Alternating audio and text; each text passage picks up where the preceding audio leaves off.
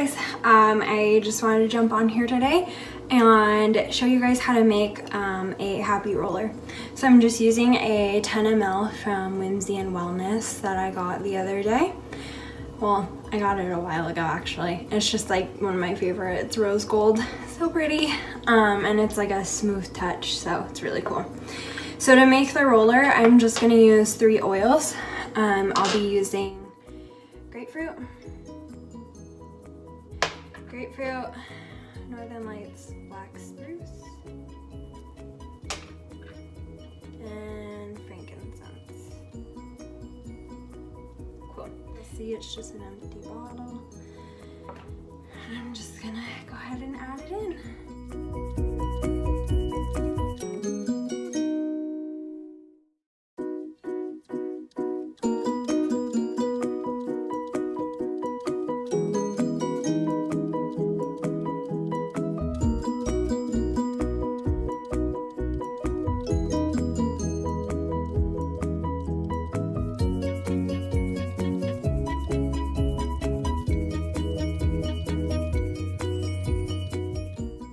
Take the rest and fill it with a carrier oil. I use coconut oil.